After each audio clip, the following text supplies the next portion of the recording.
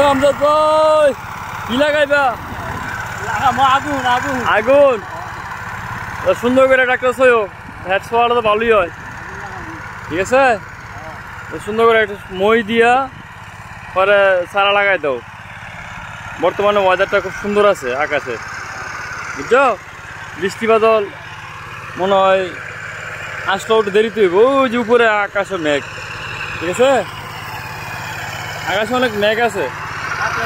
হ্যাঁ, সমস্যা নাই, আমরা সারা লাগালে সমস্যা হতো না।